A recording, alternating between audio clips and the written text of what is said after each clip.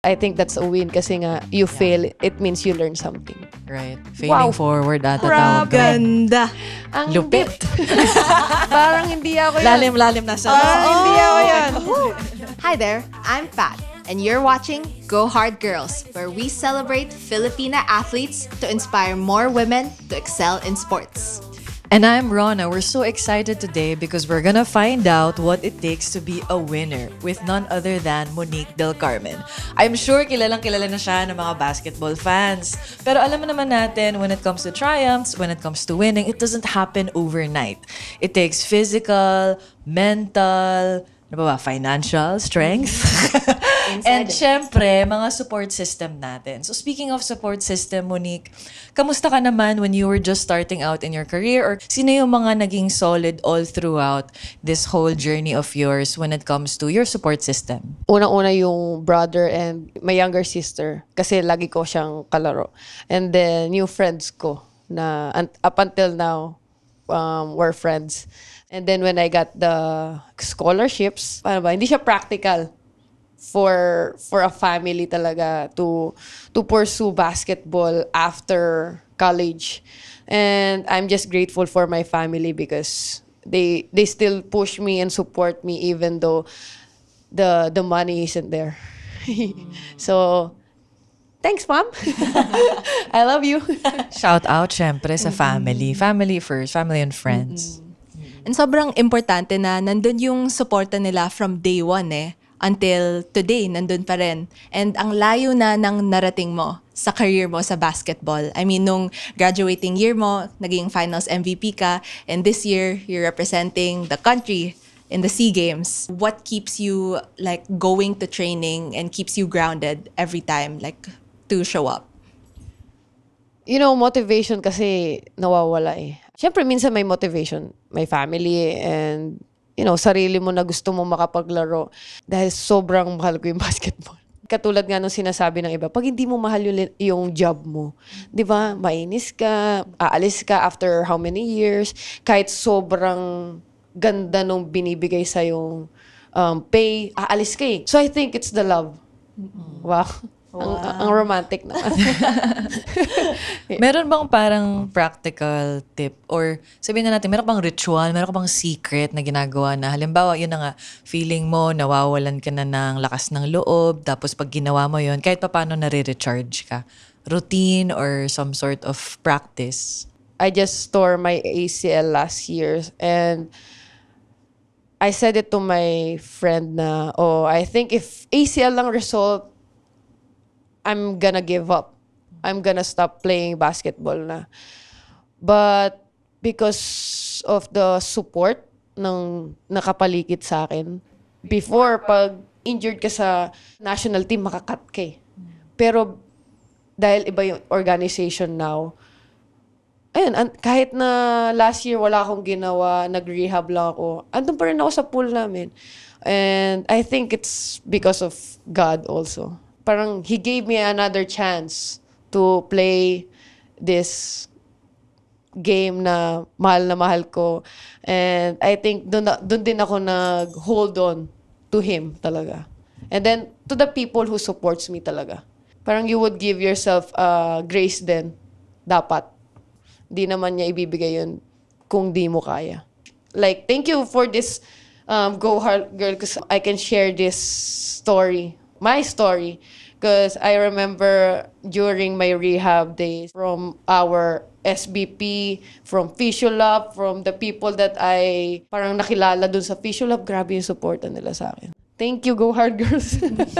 Maraming mga aspiring athletes, hindi lang sa basketball, at ibang mga sports din na nakikinig. Even on your low moments, may mga organizations na sumuporta pa rin sa'yo. Para naman sa mga ibang mga babae na gustong, to make this a career, ano sa tingin mo yung mga programa para masuportahan pa natin ang mas maraming babaeng basketball player? Mini tournaments.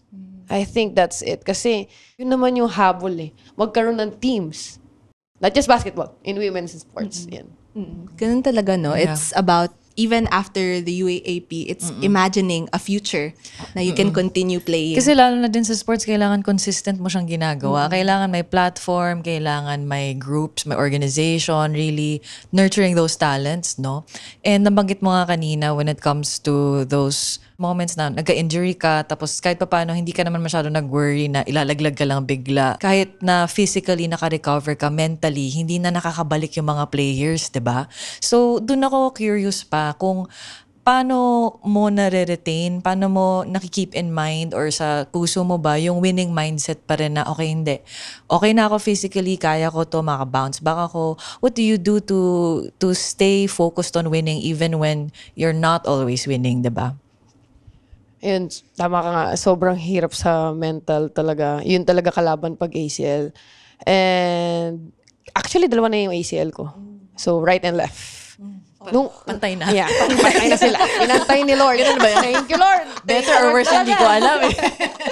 Right and left. And then, itong left ko, medyo nahirapan ako. Pero nung right ko talaga, parang sabi ko, I'm gonna prove people wrong about pag na-injury ka na, wala na yan. Parang papangit na yung performance niyan. I wanted to prove them wrong.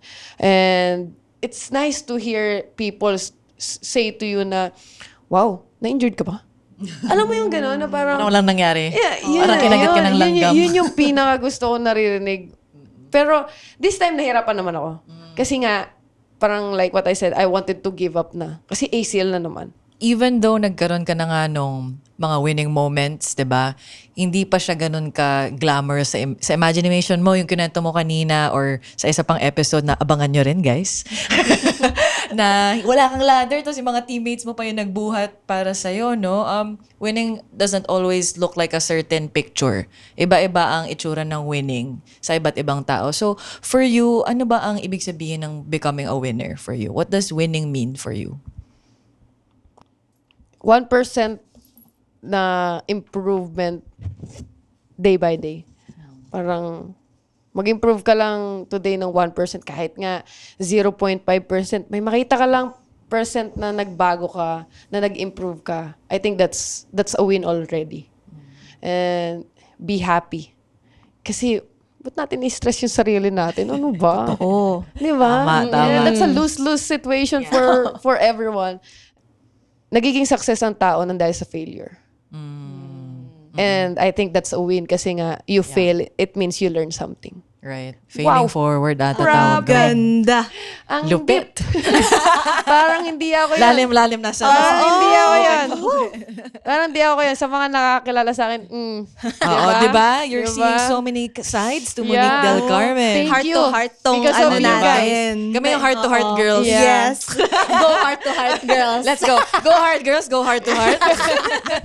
Ang ganda, ang ganda. Sobrang, ang dami kong natutunan. Ang daming mga learnings, mga lessons na hindi lang para sa mga athletes na naglalaro ng basketball, kahit hindi man sila athlete or just everyday people. Parang sabi mo, day by day improvement is enough. Second is just to enjoy and be happy. Yeah. I love that. That's what winning is. At the end of the day, kung nasaya ka, winner ka na. Oo.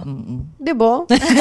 Kailangan Mismo. happy lang tayo. Okay, thank you so much, Monique. Thank you Thank you so much. Na-enjoy This to. is a different, Oh, diba? Yes, Ibang so different. nice. Ibang So timpla. nice. Yeah. Stay tuned for the next one. Yes. Yeah, you have to watch all the episodes, guys. Yes. Please. Thanks for joining us today at Go Hard Girls. This episode is made possible with the support of the Australian Broadcasting Corporation, International Development, and the Women in Youth and Sport Initiative, or WINS. Okay, and syempre, for you guys to watch more, listen more, you have to follow us on social media, okay? And for social media on Instagram, we have _GoHardGirls, and on TikTok, GoHardGirlsPH. Monique, gusto mo sabay tayong ano? Let's go. Sige. See you next next time. time. And remember, Empowered women, empower women.